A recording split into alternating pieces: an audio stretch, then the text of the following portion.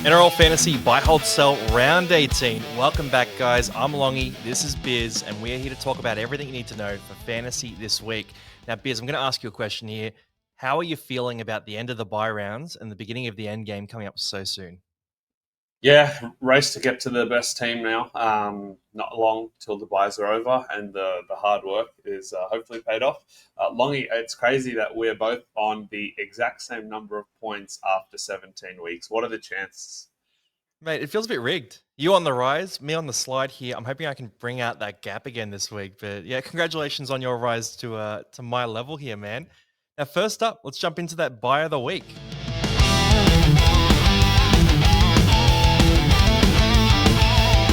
Big bad James Tedesco, 719k. He's at a great price point. He's one of the creme de la creme winger fullbacks here.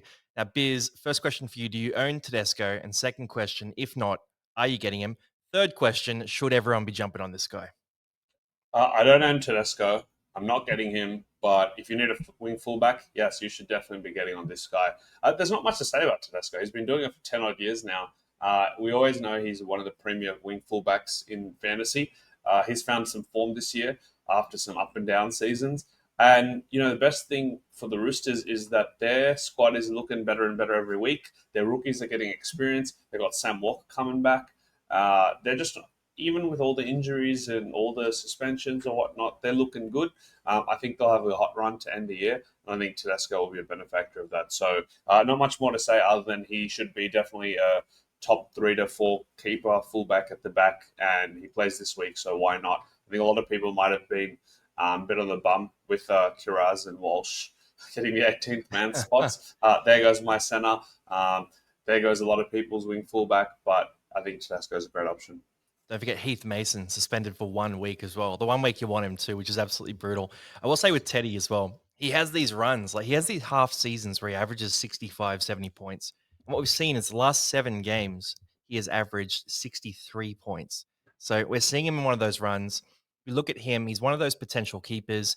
He's a bit behind Latrell and Jaden Campbell in terms of pure scoring, but he makes up for that in availability, which is the most important thing when you're low on trades. So I think if you're low on trades, Tedesco is one of the best buys you can make and probably the number one ranked ring fullback.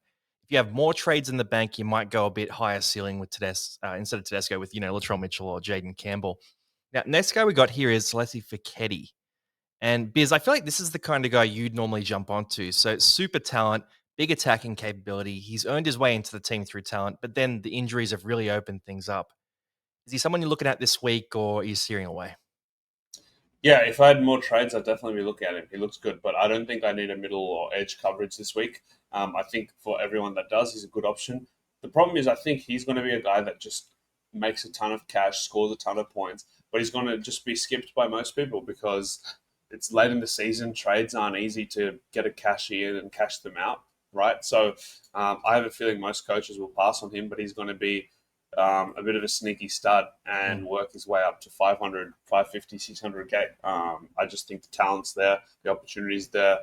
Roosters forwards are not available right now, so Nat Butcher's not there, Radley's not there. It's a great option for me. But just given where we're at the season and the trade situation, I suspect a lot of coaches will overlook him. If you're in the position to get him in your team, then I think it's a great place. Just a couple of pros and cons here too for Fiketti. Looking at him, he is a freak, right? He scored that big try, put the big step on, all that sort of thing. You love to see that. He's got some attacking capability. The Roosters have great fixtures. They got the Tigers under strength this week and the Dragons next week as well. So I'm really closely looking at him. Like I might buy him because I need that forward spot. And I can get any position in the forward pack, but I think Fiketti might be the guy I go for here because I don't want to be stuck with some mid-ranger. So I like that. They looked at the reserve grade numbers. It's a 39 average across about 75 minutes at lock in reserve grade. And it's over a pretty big sample size too. So he's not historically a big fantasy guy, but I think he's a great option. You take a shot, you back some attacking stats. It's a bit of a Tallis Duncan 2.0, and you ride the wave there. Now, guys, Fiketti, Tedesco, good options here. I just want to have a quick word from one of our partners. We've been on a horror run for NRL fantasy lately. Last week I talked about Campbell, Riley Smith, and Sharp all getting wiped out. Now we're facing a season without Toby Couchman, plus some brutal luck for anyone holding Reece Walsh or Jacob Kiraz. It's a lot. And when fantasy turns like this, it can get pretty overwhelming. But there's always next week, and hey, there's always another move to make. Life's a bit like that too. Some chapters can feel like everything's clicking, others, not so much. The key is to keep moving forward, keep trying, and to try to have a bit of fun with it, even when it gets rough. That's why today's video is a paid partnership with BetterHelp. BetterHelp's an online platform that makes starting therapy simple and flexible. When you sign up, you fill out a short questionnaire and you get matched with a credentialed therapist tailored to your needs. You can message them anytime or schedule phone calls or even video chats, whatever suits you best. It's all online, so it fits around your life. If you've been feeling overwhelmed, stuck, or just want someone to talk to, BetterHelp's a great place to start. Use the link in the description, betterhelp.com/casual athlete. It's betterhelp.com/casual athlete, to support the channel and to get 10% off your first month. Thanks to BetterHelp for jumping on board, and thank you to you guys for tuning in. So Fiketti's one option here, Beers, and he's a big swing to the fences, right? You're paying a bit more than base price, 130K more. You're backing some attacking capability, which I think is a great bet right now. And you got Victor Radley out for at least a month, which probably buys him some time at lock. The next guy on this list is Jacob Preston at 764K, and it's 400K more expensive. So you expect a bit more, but I think he will deliver more too. I got on him last week, and he scored in the 60s last week with a try there. He nearly had that big bust leading to a try assist as well. I don't think they gave him the line break for that, which was pretty bizarre for me. But Preston, bona fide gun. Like, he's one of those guys you want to keep in your team forever. Is he someone people should be jumping onto? Is there any concern you have here, or is this one open and shut? There's no real concerns for me. I think it's open and shut. The only just playing devil's advocate here, scored a lot of tries this year. You Yep. have to bank on that stake. You're paying a 60 plus price for him, and you're going to have to bank on some tries there. But you're right. First game back, scored a try, and could have had a second. That could have been a big plus point play. Instead, it ended up in a -2 and an error. So it could have easily been a 75 plus point game, which is what you want to see. And that was also in a very grindy match where there was not a lot of open attacking opportunity coming up against a team that were back to their best. But I think, look, he's going to end the season as potentially the best edge. Um, Mm. Maybe him versus Colin Matangi for the top two edges, and especially with Couchman and his shoulder. Look, he could be a great trade in. I think it's going to be a popular trade in. Eli Katoa, your boy, look, good game last week. He was unstoppable in the air, like not just his running game, Mm. but he was feeding Jerome Hughes. And you've got Jerome Hughes next. All of a sudden, Eli Katoa's looking great. He's feeding Hughes. He's feeding a bunch of players just going up and batting the ball back. 695K. If he gets hot, the Storm have a good run. We spoke about it last week. He could really have a hot run of 60 plus scores with a couple of big 70, 80 odd scores in there. And if Eli Katoa is playing well, Jerome Hughes is scoring well, it could be a great combo to stack up on. I know, Longy, you're high on both of them. Did either of them make your squad? And if not, are they making it in this week? Yeah, so Preston made my side. Eli Katoa is one I'm a big fan of as well, but I think Preston's just that little bit better. He's that little bit more of a keeper, slightly higher work rate as well across the board, just sort of more consistent there. And I like the matchups for both of them though. So if you finish the year with these two as your edge back rows, you wouldn't be too upset. But if you're tossing up between the two of them, it's a tough one. I mean, Preston is that sort of top tier guy. I think Katoa, as much as I love Katoa, he has that 30, 35 point game in him.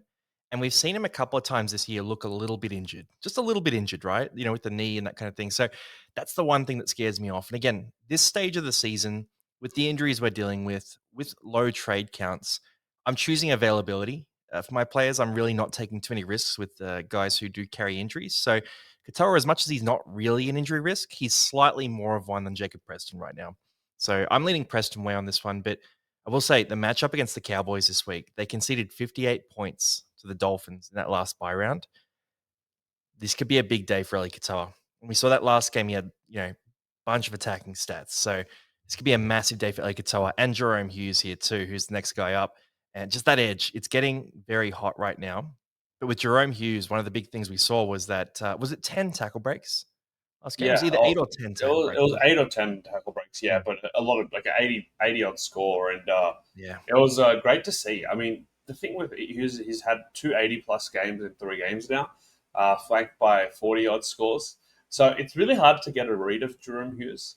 I think you just have to bank on him getting some big scores to end the year, and he's going to get you a couple of lower scores, and that's fine. He's going to come out to that 50 odd average, like we spoke about last week, regardless. It won't be a consistent 50 average, but it'll be a 50 average nonetheless. The only question is, will he get rests towards the back end of the season? Yeah, most likely. Storm do rest players towards the back end, and that's with any team that's cruising at the top. So that's another consideration. When you're buying in players who are in teams ranked 1, 2, 3, they do rest players towards the back end of the year, so that you're ruling them out of 1 or 2 weeks of potential availability then. Mm. I will just say too, the attacking stats have been very focused on Jerome Hughes the last couple of weeks, and that's not going to maintain, right? So Ryan Pappenhausen, Harry Grant's had a few days out where he's had a few attacking stats, but Pappenhausen in particular has been quite quiet on the attacking stat front the last month. Cam Munster as well, super involved, not that many attacking stats recently. So for these two guys, they're going to sort of lift up their attacking stat involvements there. And you're right. I'm good. It- I'm putting my phones away so there's no buzzing because a lot of yeah. watchers last week were talking about buzzing phones. So I'm making sure I like punted them to the edge of the room. I did the exact same thing. I got a buzz. I was like, oh no, because last week it was infuriating. I wasn't sure it was you or me. But yeah, for those boys, I think the attacking stats do balance out across that group. And that's the thing. When you have a group like that, a spine like that, you're going to see each one have big games at different times. And then you test the base of Jerome Hughes at that point. Now, he's doing all the kicking right now. Cam Munster isn't doing heaps of kicking at the moment. So at the moment, the base is reasonably good. But he's going to have the odd 30-point game in there as well. If he's hitting those 80s, then I guess the question is at 641K, do you see him as a keeper? And I That's think the thing. it's, No, like I don't like at yeah, 500K. It was worth a gamble. At 640, nah, probably not. you don't think it's close enough at 640 to keep a I mean, level or? I think Cleary and Katoa are going 60 Mm, plus, but I don't like if Hughes is a low 50s. Like I don't know if it's a keeper because you can play a Jaden Campbell there for a 60 average mm. too. I think it's close because after Isaiah Katoa and Cleary, it's really anyone's game. So I think at 640K you can definitely gamble it and use him as your third half. But other than that, I don't think he's not a starting half. You want Cleary and Katoa for the run home. See, if I was buying a half this week and I needed a half, I don't need a half, right? If I was buying a half though, I'd be getting on Jerome Hughes. I Yeah, think that'd be I the agree. play. Yeah, Yeah, especially if for I if cat. I wanted a half this week, I'm definitely getting Hughes. But if I didn't need a Yeah, half yeah. this week, I don't need a half this week. Mm, I've got the Lords Fainu and King Togia. yeah. Then I Hey, will. we talked about King Tonga last week. Like, Uh, we talked a lot of people out of selling him, and he came out and yeah, put up a pretty good score there. yeah, So he did, but it was yeah, against the Eels. So, um, back to yeah, back well, 40 plus for him though. yeah, Yeah. he's on the rise. But yeah, if you need a half this week, Jerome Hughes is the best option for sure. Yeah. So Hughes. So just to sum this up, really all viable options. Depends what any team requires. Tedesco, Fichetti, Preston, Katoa, Hughes. Jump on at will. Now let's tear into the cheapie of the week.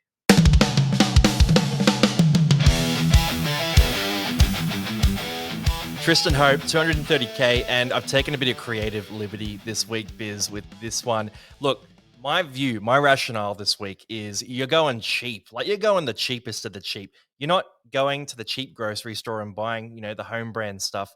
You're going into the dumpster in the backyard and you're plucking things out. So at 230K, that's what I want to do this week. I want to get those guys who they're pure cash outs. Because next week, what are we going to do? We're going to be cashing out and we're going to be bringing in top guns. Now, Tristan Hope is an interesting one here, and he's not a fit for every team. But if you're a side who has no hooker for round 18, which I know there are a few of them, maybe one on this session, then you're going to be cashing out next week anyway. You might as well just get a rental hooker for 1 week. Tristan Hope, he comes in. He's a 48 average in reserve grade across 69 minutes.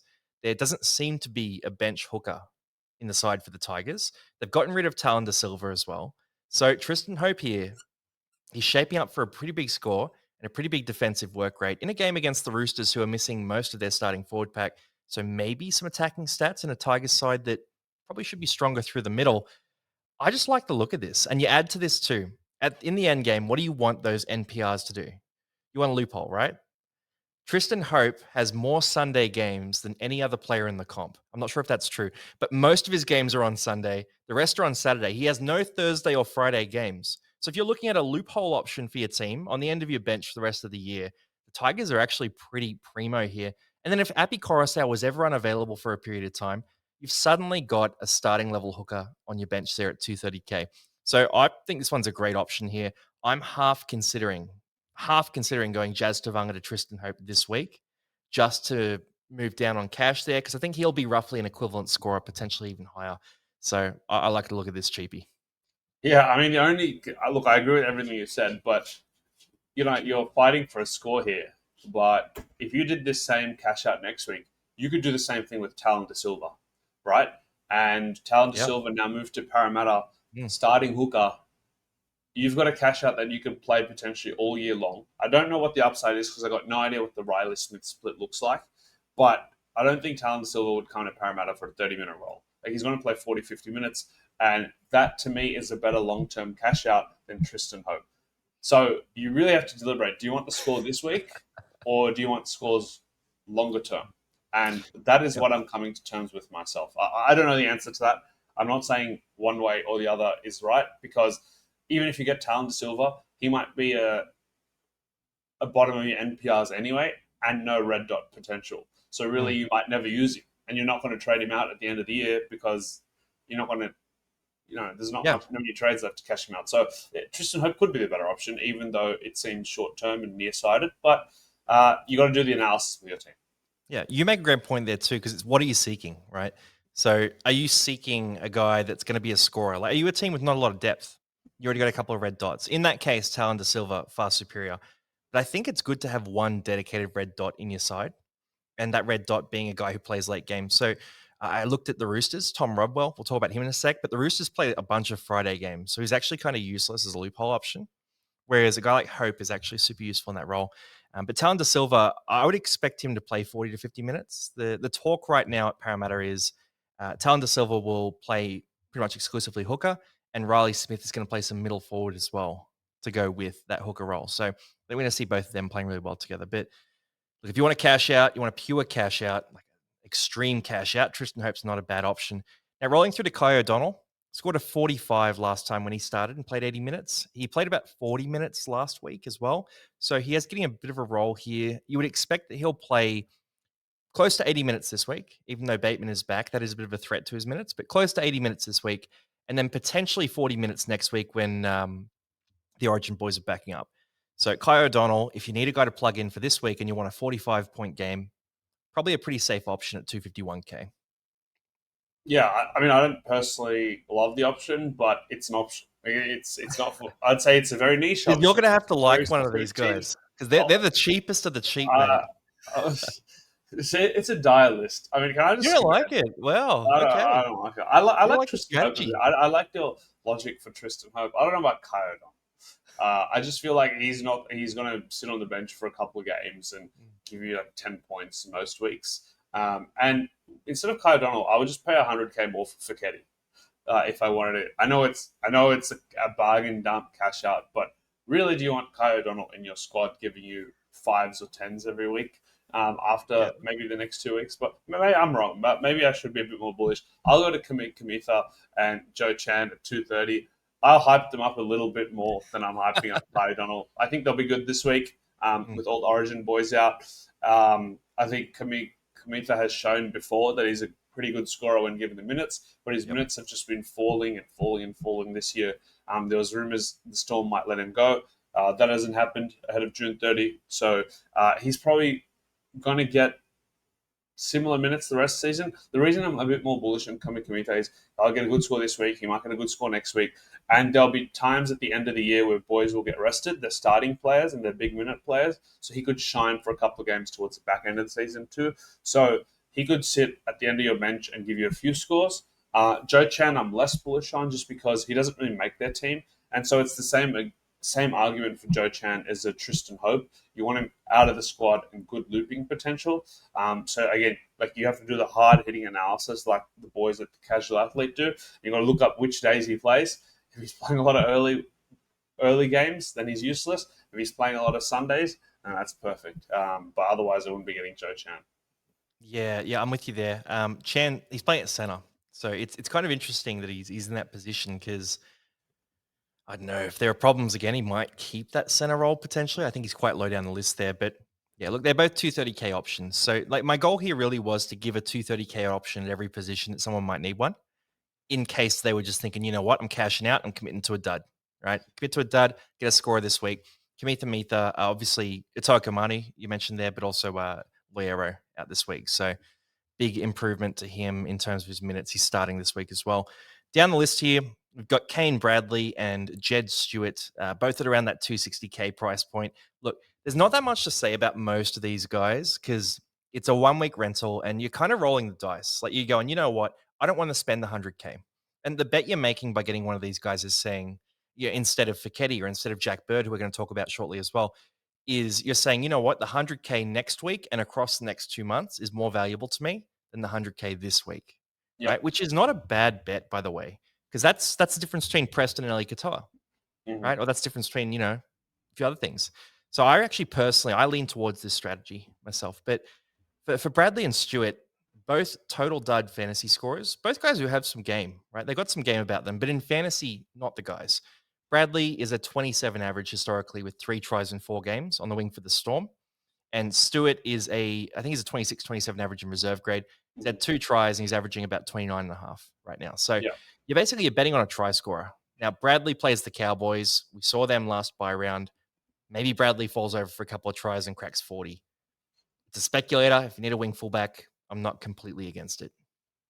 Yeah, the only reason I agree with everything you're saying. The only reason I'm sort of against the strategy is if you got too many of these guys, like Mm, one max, like you said, if you end up with 2 or 3 of them, then your depth is shot at the end of the year, and yeah. everyone knows that players drop like flies after Origin. It's long season, and the injury rates go up significantly towards the back end of the year.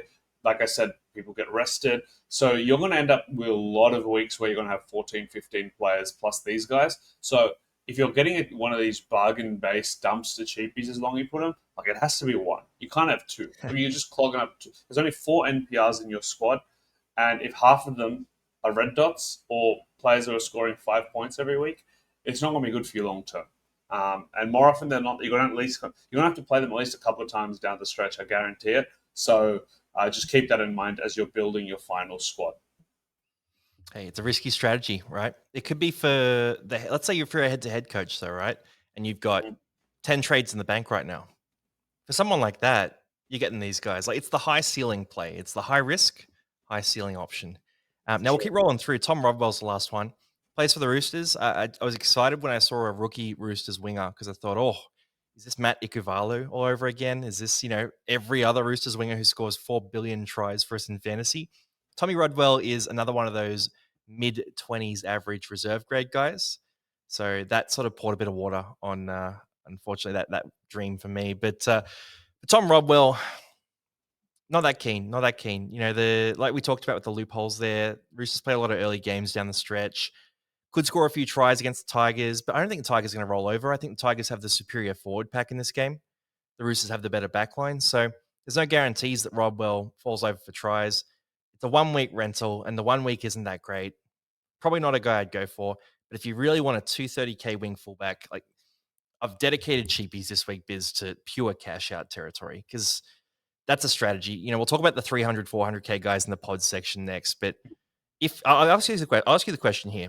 If you, like, independent of position, if you had to have one of these guys on your roster from this collection of finely aged sashimi that's been sitting in the sun for a couple of days, which piece of sushi would you be picking up and putting in your mouth?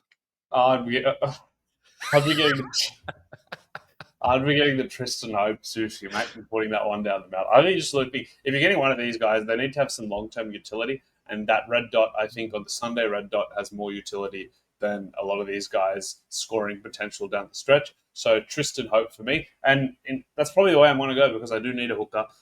So out of this list, ignoring the positions for myself, I would still be going for Tristan Hope on the red dot NPR loop potential alone.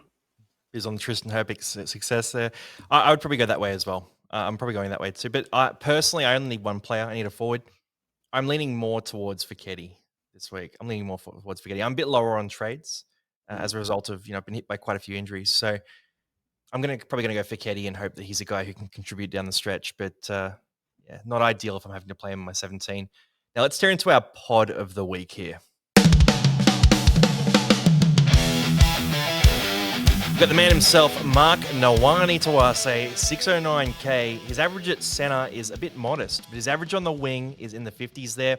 It's a 52 and a half across his whole career. It's a 54 and a half this year, but it factors in 1.5 tries a game. Biz, sustainable or unsustainable? 1.5 not sustainable for anybody. I think he could do definitely 1.2. Just being in that Roosters team who loves feeding wingers, and he's just freak talent. But look, as a marky mark, start of the season owner, I started the season with him at center, and he doesn't get as involved. You saw the freak potential here and there, but all of that gets unleashed on the wing. And we spoke about it at the start of the season in a couple of episodes that when he got moved to the wing, I did specifically say I think it's better for him. If you look at his cup stats, he has an incredible average at the wing. It's like 55 plus, and that's from a lot of big scores of 80. Just like the last game he played, where he scores a couple of tries. He loves to offload. He can tackle break, and he's very good through just rocking the ball out. He loves getting the ball in his hand. So the question here is, I know you're probably going to ask this yourself. Long years at 609k dual position, he ticks all these boxes. But at 609k, is he a keeper? Is he one of those top wing fullbacks? Or is he one of those top centers? My view is no. And the reason for that is he's humming along at a mid 50s average with 1.5 tries a game. Unless he keeps that up, he's probably a high 40s, low 50s average player, which is significantly below guys like Latrell, like Campbell, like Herbie, like Lucas, like Famore. He's probably the next rung down for me. And at 609k, despite the utility in the buy rounds, I do need a center this week as well. But I just think he's too expensive for what you'll get. Unless you think, you look at that draw and you look at his matchups and you think, you know what, he's going to keep scoring 1 or 2 tries a game and he's going to get hotter and hotter as the year goes on. Sam Walker will be good for him and the Roosters will keep getting better. That's the only argument you can make. Otherwise, I think he's great. He's got good buys and he's dual position. So it's as good as it gets, really. And one thing I will say as a Marky Mark ex-owner, he's fun to have on the field. Like, it's just fun to watch him because you never know what kind of stats are going to come up. He's always one half break away from a big score. So it's a lot of fun to own a guy like that. Yeah, you've nailed that, mate. You've nailed that. And the game is for fun, by the way. Just really hammer this home. We're playing fantasy for fun, guys. Like, even if you win the whole thing, it's still for fun. So, yeah, have a good time. If you want Nawani Tawase in your team, get him.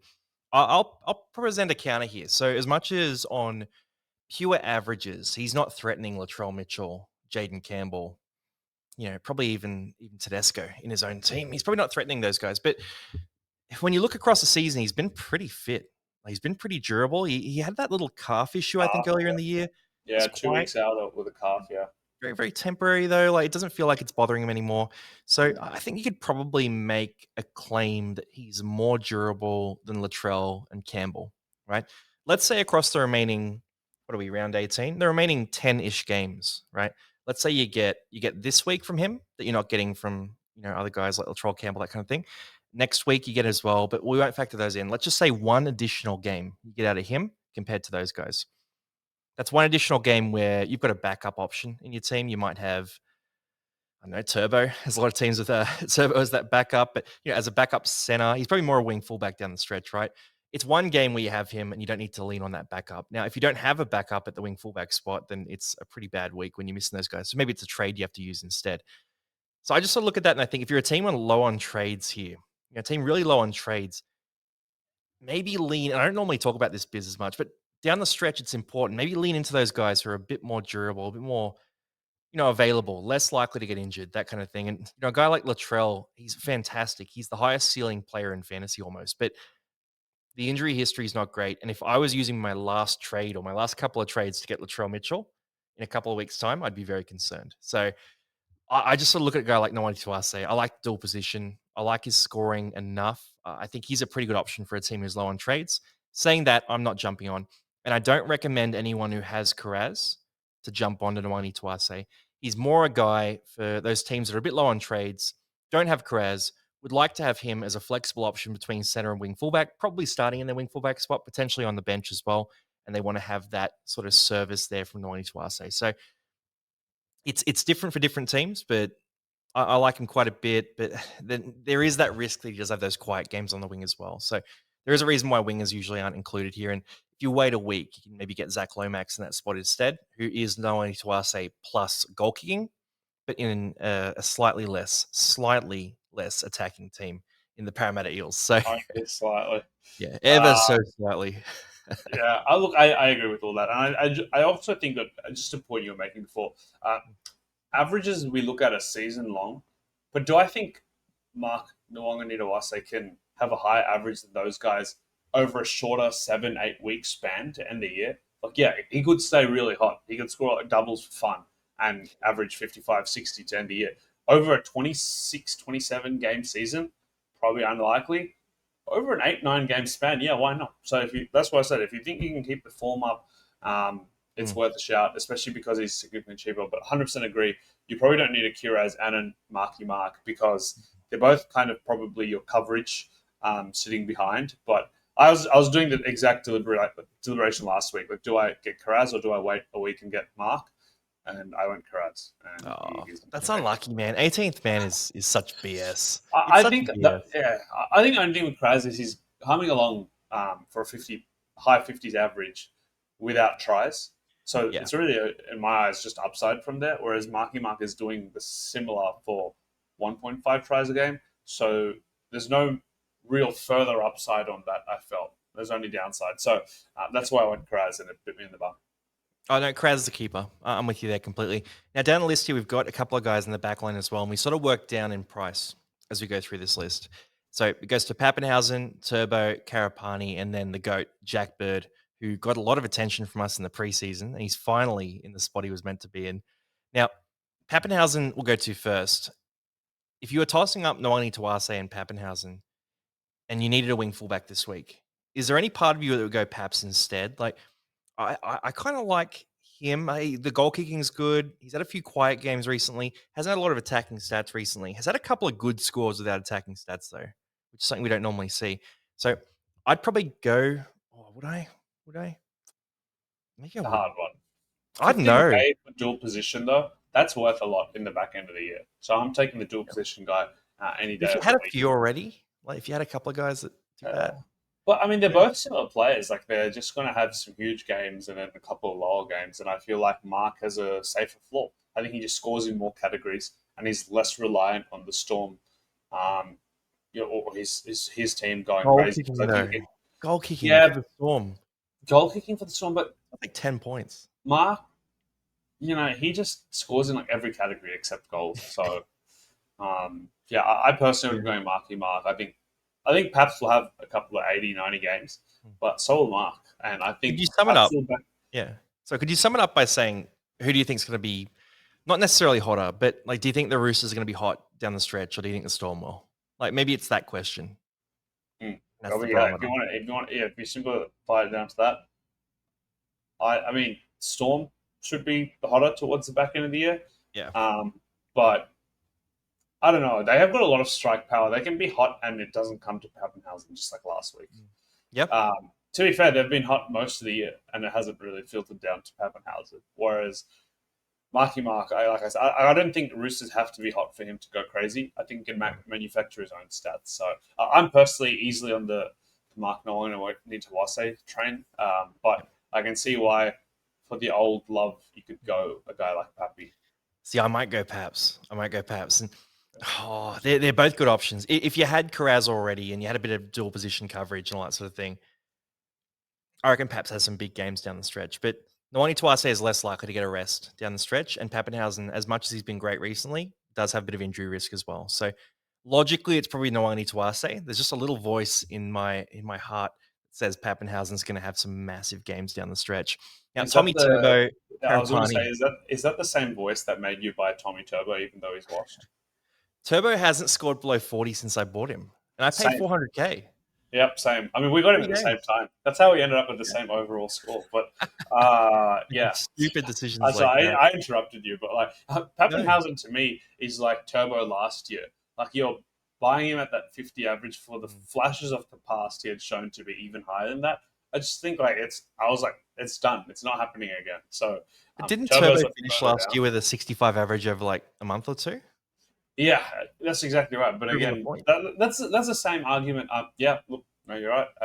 Pappenhausen could end the year like flashbanging a bunch of 80s and 90s against like the hapless Tigers, etc.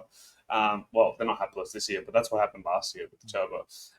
But yeah, look, I cut you off, but Tommy Turbo in both our teams, how good, what a Yeah. specimen. I mean, mate, bunch of tackle breaks, 7 tackle breaks in that last game. Had the try assist as well. A 49 with just a try assist as attacking stats. So for Tommy Turbo at 416k, it's a bit awkward. It's a bit of an awkward price point. He's 50-50 to get dual position. He's like, I looked at it, he'll qualify the way Hiroti did, but the way Jackson Purdue did as well. So you can flip a coin on that one and figure out whether he's going to get it. So I wouldn't count on dual position. So 416k, you're getting Turbo at center in a Manly team that's looked pretty bad. Score was good last week. I don't think that's the norm though. I don't know. I don't think I'd do it. Like the reason I bought Turbo at the time was 3 major buy rounds of coverage. You're now getting him with 1 buy round of coverage. I'm not that confident that he massively outscores some of the 230k guys we talked about. Like, I actually think if you were just That's, buying him for this week, that's true though. Like yeah, Turbo not going to outscore Jed Stewart down the stretch. I'm thinking Kane Bradley maybe outscores him this week. Uh, Grabs the hat trick. I don't know. I I just thought couldn't we bring were myself to do Turbo it. truthers, man. I'm trying to I steer thought we everyone off were him. He's our believers. pod. That's what He's you're our pod. doing, right? Like, you're just trying to keep people away on purpose so we can run All him. right, you present the pro case, mate. You go hard. I've What do you got got? no pros. I got no pros. Like, yeah, I bought him for the exact same reason. 3 buy rounds, 1 left. Dual position. Like, who knows with dual position? Like with the fantasy dual position eligibility Yep. rules. Like, I got no idea. He might come out and get like a dual position, like middle and fullback. He's a It's just hooker now. anyone's guess what the fantasy school coaches or the admins of their fantasy game decide. But look, I think you've been hammering on it the whole time that the players you want to get in now are the durable ones. Do I really need to say anything further? Like, you Yeah. want to use one of your last trades on a guy who has been scoring terribly all year, who plays injured every game, who's hobbling with no real upside. Like this is you're never getting a 50 average from Turbo. Like, you're not getting that this year. He's just way too injured. I'm not saying he can't come back next year fully fit and do it, but right now the only utility of him was you only have 40 odd scores at 400k for 3 games. Is it worth it for 1 week and then squeeze? I mean, by next week, like I don't know, at 415k, I do think that you could go a bit cheaper and get similar production, um, but there's always a but. He could come back fully healthy after the bye and get hot, go back to fullback, and you're like, hell yeah, baby, hell yeah. But I mean, the chances are so minuscule. I just think even if he's healthy, he's going to maybe be a 40 to 45 guy this year. And you just hope that he has a long off-season recovery. And next year, he's the Tommy Turbo of old. Mate, there is though. You hinted at it. There is that 10% chance that Manly get it right, and we see thermonuclear turbo explosions, all over the field. That could totally happen. It could totally happen. Like, it is a distinct possibility. We've seen Turbo kill it at center at Origin level. Yeah, It's by the it's too way, late he has now. like a 55 average at center or something. There we go. It's a very He was small better in sample that game. size. He had 7 Yeah. tackle breaks. If he Well, gets 7 what tackle you breaks a game, yeah, like, he's on. he's fresher because he's not running as much, and he was attacking at fullback. Like in the red zone, he Yep. was sweeping around, and that means he doesn't have to do the hard yak at the back when they're rucking it up or organize the defense, etc. It could be actually a pretty good proposition for him as fantasy because this year, at least at fantasy, he wasn't really racking up attacking stats, and 1 game at center, and he did. So, good work. Yeah, I'm probably not. I wouldn't recommend buying him. But let's go down the list here. So Karapani, Jack Bird are interesting propositions. They're a bit cheaper, not that much cheaper, but they both played next 2 weeks. So they double availability in a period of time where you don't get the extra trades till round 20. So if you're very low on trades, it's very important to look at round 19 as well for your team. Got a couple of teams on buys that are very popular next week. So South Sydney, the Sea Eagles, and who's the third one? South Sydney Not the Seagulls. Dragons. No, it's not the Dragons. No, it's Raiders and Rabbits. Raiders, that's it. Yep, and the Seagulls. Awesome. So we got a lot of the players from those teams. So you just got to keep an eye on that. But Karapani, play on the edge there, scoring a bunch of tries. His historical average on the wing is about a 40. At center, it's about 38. So he sort of floats around that 40 mark. Try scoring this year has been very high, but historically the try scoring hasn't been crazy, and he's still pumped out around a 40 average. So he could be a guy that, at 383K is someone who is effective down the stretch and sort of gets it done. And we've seen the Broncos are willing to ignore guys who are theoretically more talented for guys who are sort of getting the job done. Like Shibasaki at the start of the year winning a spot over Dean Mariner. Everyone was freaking out about that. Now Shibasaki's playing Origin. That's Now you've got crazy. Respect. good on him, I was man. You got I was a Karapani day winning a spot one over Cobbo too. Shibasaki, and I didn't like it, but I'm so happy for the Shiba. Love it. He's killing it. I've got him in a few draft leagues, and he's just like the best player in my team. It's absolutely crazy. But then you've got Karapani winning the spot as well. And Karapani, he's had a few games in the last few weeks where he's been on 3 points at halftime. Like, so let's just like there's games where he's gonna score you 5. He's gonna score you 7. He's gonna do a Jesse Arthurs and score basically nothing for you. Now he's a tier above Jesse Arthurs, but he's scoring a bunch of tries. So Karapani, it's a bet on the Broncos, really. Like what you're saying here is I think the Broncos are going to be super hot down the stretch, and that will mean that their winger outside of their origin center, Shibasaki, is going to score a bunch of tries there too. So if you love the Broncos, you can get on Karapani. If you don't love the Broncos, don't do it. It's really, really a risky one because he is pretty expensive. You're paying 150K more than the cash out. So I don't mind the depth play. He will get dual position for sure in round 21 too, but you're kind of counting Whoa, on whoa, him being whoa! For somewhat sure, effective. Longy. For I mean, I sure. hope so. I I hope don't so, know, man. man. You'll qualify. You Uh, never know. I Yeah. agree. Anything I mean, to add on Karapani though, or you were more of a bird guy? no. Uh, I like Piney last week. I wish I got him last week. At 383, I think is just too expensive for me for the reasons you mentioned. Yeah. So I'll be passing. Jack Bird then, 337K. Starting in the back row, 74 minutes, 45 points. What do you think here? Look, scoring potential at second row is fantastic. Problem is, who knows? Like they haven't shown a lot of faith in him Yep. to start the year. They brought him in and they couldn't really get him on the park for too long. It was like the bench utility for a while, coming on to spell Alex Twal, who's a big minute player. I actually thought Samuel Fainu and Seyfarth have been really good for them this year. I don't think edges were their problem, but Jack Bird's there now. The question is job security. Okay, do I want to bring a guy in who very injury prone at this part of his career, no job security in a team that's not playing that well, doesn't stack up great, but man, I am desperate for a center, so I could potentially do it anyway. But I don't love it if you don't need a center. If you have center coverage this week and edge coverage, I wouldn't be looking at him. I just think there's too many factors where it could go wrong. But there's also the chance that he just keeps that edge spot for the whole season at 337K dual position, and he averages 45 to end the year, and that is as good as it gets. But I think that is a lower chance overall than him being a dud down the stretch. So, Yeah. look, I've just given the viewers a terrible answer that didn't really point here nor there. I think I will be going Bird myself, if that helps anyone, but with low expectations. I think a big question there too is, do you think that Jack Bird's been elevated to the starting back row spot? Or do you think Latu Fainu going into the halves has caused the Tigers to think we need more beef in the middle forward rotation to move Seyfarth to the middle as a tougher option, which then just led to Jack Bird going to the edge? I guess the follow-up question to that is Latu Fainu going to revert back to the bench spot when they get the troops back as well? Probably not, right? So it means that Seyfarth theoretically should stay in that role, but Bird could play that role too. Like, I don't know. I think if you need a center, I think he's a good option. Like you said, the upside is that he averages 45 for the rest of the year. The other thing too, Jack Bird's knock has been injury prone, missing games, that kind of thing. He hasn't really looked like that kind of guy this year. He's looked pretty tough. He's held his own. He hasn't missed games due to injury. So Is that because he's playing 20 minutes again? maybe. I mean, I think he had a few chronic issues that were based on time Yeah, on field. So yeah. it's not ideal. Like all these guys, I mean, like, if I'm sitting here, like my advice to anyone, by the way, is look at the list, have a think about the guys who gets you excited. Go for the one that gets you excited. Like Yeah. that's what you got to do. Do you think the Broncos are going to feast down the stretch? Like, do you think the Roosters will feed Nawani Tuase and Sam Walker coming back is going to unlock everything? Is the Storm going to be a juggernaut down the stretch? Are they going to be pumping out 50 plus games? In which case, Pappenhausen kills it.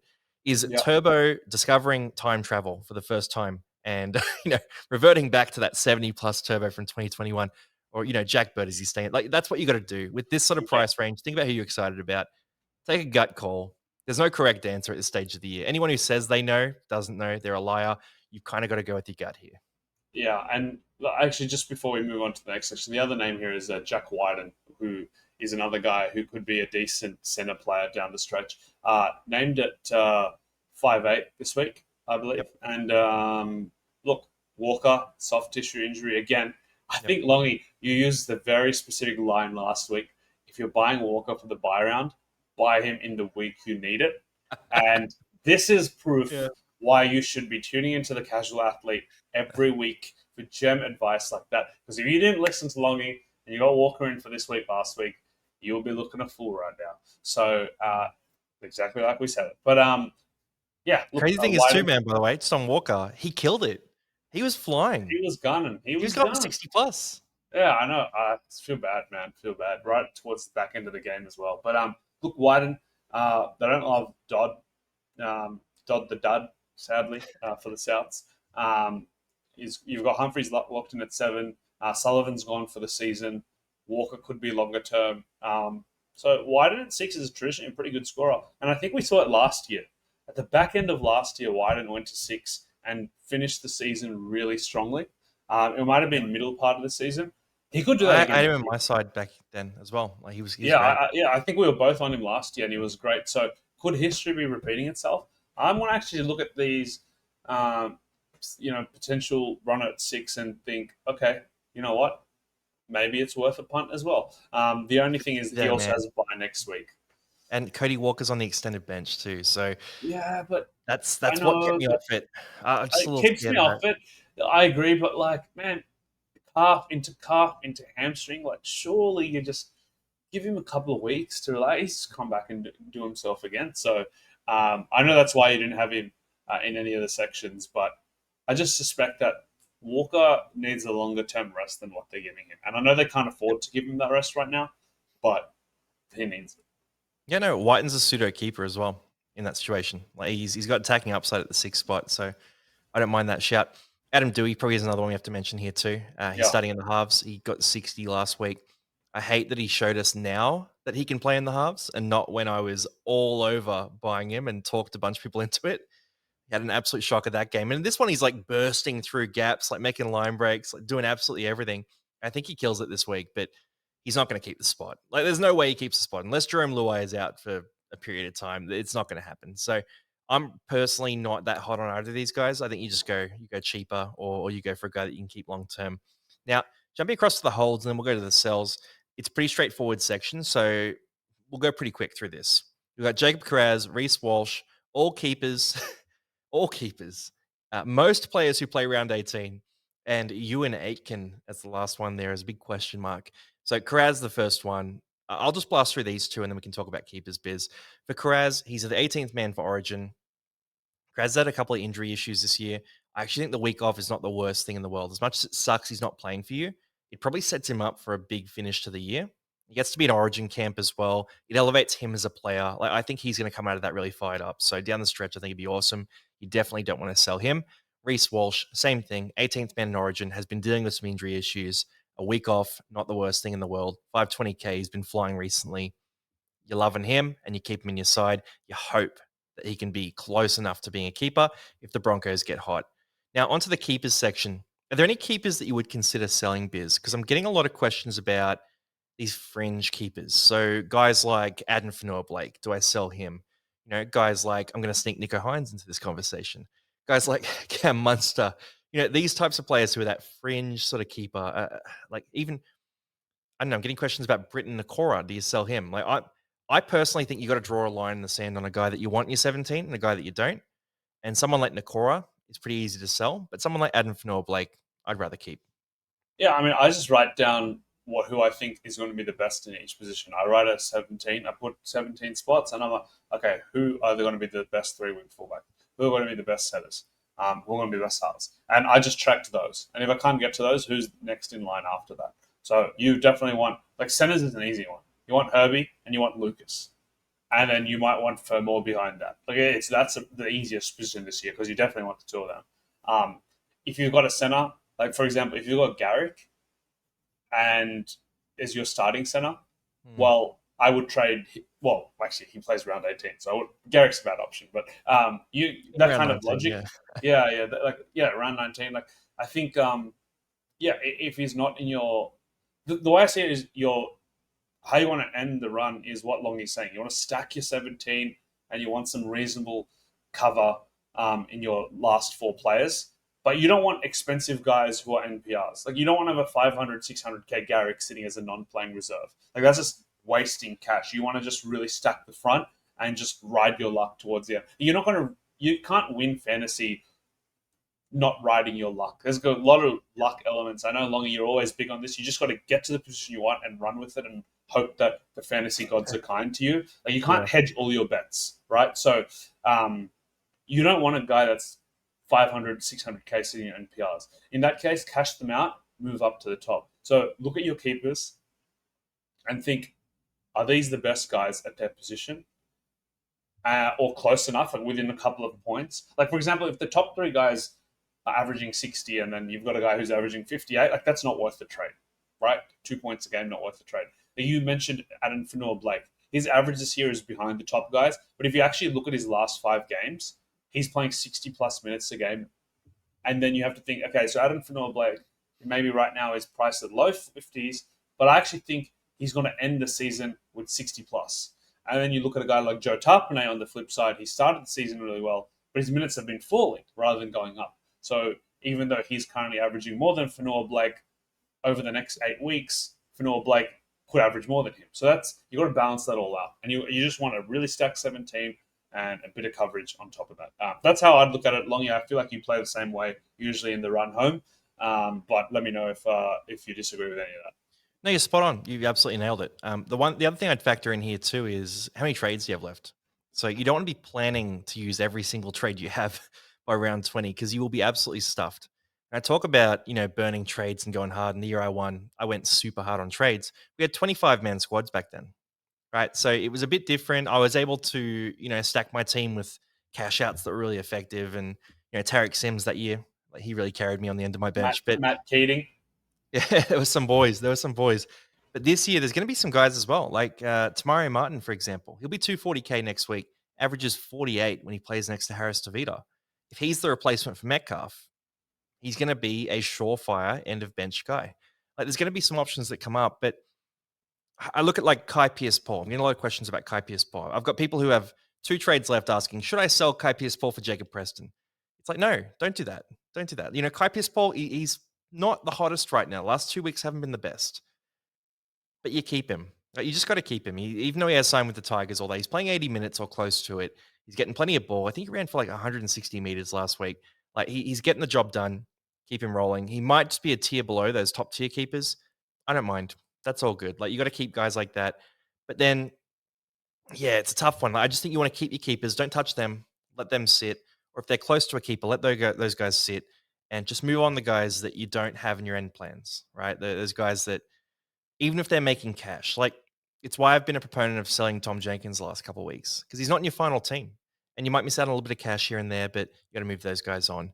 The other option here was the guys who play at 18. So if a guy plays around 18, I mean, I'll talk about a few of the candidates that people are talking about selling in that group.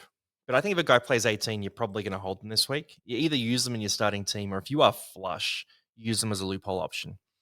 Guys like Ewan Aitken, Jackson Purdue, Jazz Hosking. Tavanga. Sorry, what was that? Hosking. Hosking. Well, Hosking was good last week, so he's not even being Yeah. considered. But these types of guys, I think you just want to keep yourself flexible, because you can go, oh, you know what? I would be trading this guy to that guy next week anyway. No, you wouldn't. No, you wouldn't, because you're going to cop another bunch of BS injuries and guys doing this and that and everything else. And your plans are going to change. Like, you don't know what's happening. And the number of DMs I get where it's like, people tell me their plans for 2 months from now. It's like, you don't know your plans for 2 months from now. Like, you have no idea. Number of keepers I've sold this year, and I've had to, is ridiculous. So just keep those guys, keep yourself flexible. If you think it might cost you 5 points, I'm going to say hold off then. Hold off. Like, Jazz Tavanga to Tristan Hope, that's a risky trade for me. Like, I'm pondering that because I'm thinking, oh, well, I would cash out next week anyway. Maybe I wouldn't. Maybe maybe Gerbo gets injured this week and Jazz Tavanga goes back to the starting lock spot. And then all of a sudden he's like a pseudo keeper, Keeper. backup hooker. And Yeah.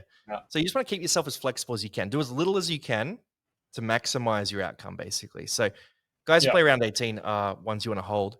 Because I'll throw to you, you and Aitken to, let's say, Eli Katoa. Cost you 70K. You're going up to a keeper.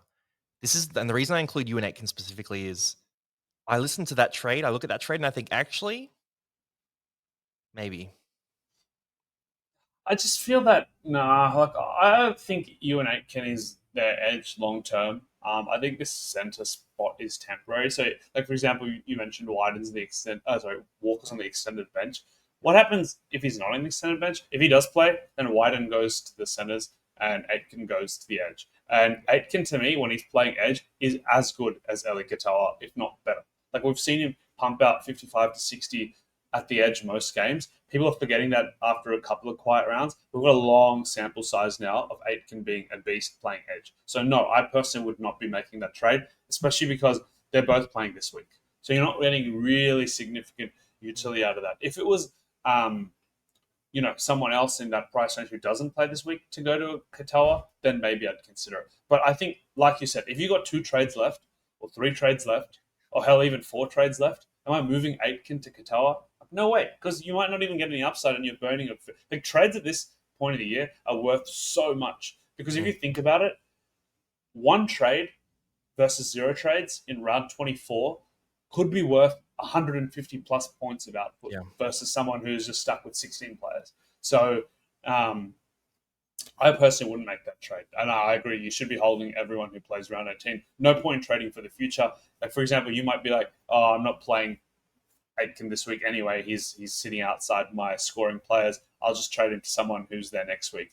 Lo and behold, Aitken's back in this edge spot next week, or the guy that you wanted next week got dropped, or you got injured at Mm. training, or got done for drink driving or something. Man, it's the NRL. Anything's possible. So, don't do it.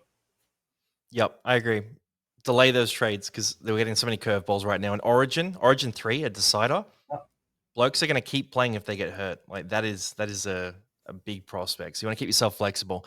Now the Yep. cells, super straightforward.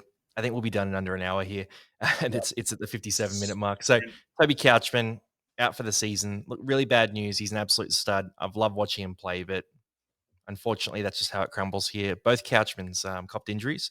Both Yep. guys that I'll be looking at next year. So he's priced at Yep. about a 54. Very interesting. Yeah, this is why you say you can't plan 2 months ahead because a month ago, Couchman was the best buy for this week, and he's gone. So, really unfortunate. I was having such a great season. I Mm. think he's the Blues player of the future, and he's, like you said, could be one I start with next year. Yeah, red hot option. Lawson, 268K, out for about 5 weeks. Scored 2 tries against Parramatta, and then scored another 5 points total in that I just game. want a story about Net. So, Lawson was my looper. So, I was using him as a red dot and I Oh, was taking Finers 35. And then I checked the starting teams before the game because the game was at 3:20 a.m. for me in New York. So I wake up yep. at 3:15. Lawson's 18th man. Sweet, I'm good. And then I went go like quickly go freshen up, get the TV set up, and then come back and he's taking the first run of the game, and I'm like, what the hell just happened? He Yeah. killed my loop. Right. And then I was like so pissed off. And then he scored 2 tries in 10 minutes. And I was like, yes, this is the best luck ever. And then he's on 22 after like 5 minutes. And then he ends on 21. So there you go. It cost me 15 points. Not the Mate, end of the world, but how ridiculous. What an 80 that's minute ride for brutal. me. Anyway, sell him. Get rid of him. Hey, 2 tries and 21 points. Like, even if he was playing this week, he's useless to me. Lawson gone. Yeah. Next one, Metcalf. Look, really sorry to hear this. Having a career year. It's crazy. Metcalf's another story where everyone had him week one, fell off him. A lot of Metcalf to Humphreys trades, and that Yeah. paid off. Humphreys was a beast, but Metcalf, look, one of the best players of the season in real life, in fantasy. Really sad to see that Mm. his season was cut short by none other than Brendan Piacora. Not saying there was anything wrong with that tackle. That tackle was fine. Just this is bad luck. But Just had to um, sneak Piakura into this. yeah, I had to find a way to mention him because we haven't. Yeah. But look, really It sad does to hear suck him out though, for the Metcalf. season. Like, yeah. But yep, he's a easy gone for me. I'll let you finish off. The rest are pretty easy to run through. Yeah, I mean, like Ponga. So the word around is it's like a long period of time he'll be out for. 4 to 6 He's weeks. Yeah. apparently gotten that surgery. No, I think it's gonna be longer now. That's what I'm Oh, hearing. wait, it was surgery. Yeah. The last thing I saw was no surgery potentially, so 4 to 6. But I don't know. It's It's it's been really unclear. People are interpreting like Snapchats he's sending to people and stuff. So, it's very unclear right now. But it's minimum 4 weeks, maximum like 12. Like it's not good. So you're selling Ponga, and the other one is non-keepers. So every guy who's not a keeper for your team, have a look at them. Have a look at them. See if it's worth selling them this week. They're probably the ones you want to move on. I'm seeing a few trades, and this is probably the last thing I want to finish on. Then I'll get your last word here, Biz, too. But I've seen some trades where I'm looking at them and I'm going, you're selling, injured keepers. So guys like Couchman, Metcalf, these type of guys. You're selling 3 keepers, and you're buying 3 mid rangers and a gun. You know what I mean? It's like that's the wrong way about it. You should be going up in keeper count. So if you're selling keepers, you need to get more keepers out of it, right? You need to be trading to Mhm. that. That's why those cash outs are important, right? So you bring a Yeah. few of those cash outs in, and it allows you to go up in keeper counts. So non-keepers are all on the chopping block right now. It's either this week, next week, or the week after. And really, you're going to tear your team apart over the next 3 weeks, and you're going to be bringing those big guns. Biz, thanks for jumping on, man. Any last words from you for everyone before we finish? No, I'm just look. I think be smart about it this week. Don't be impatient. There are guys coming to market soon. Isaiah for low 700s, Connor Yeah, Watson mid 600s, Angus Crichton 600. Like, just think about the opportunity Cleary, cost of mate. certain trades. Yeah. Cleary time. Oh, yeah. I mean, Cleary's still 900K or something, but these are guys you're getting for significant discounts because they had slower origin periods and whatnot. I think a couple of players who make those astute buys will have good ends to the season. I'm hoping Yep. I'll be one of them. But until then, I'll be riding Tallis Duncan till the end. But thanks everyone for Yeah. tuning in, and I'll see you next week. And next week's buy hold sell, big Tino as well. It's going to be a cracker. Thanks everyone. Have a good one. Trade hard. Enjoy your week.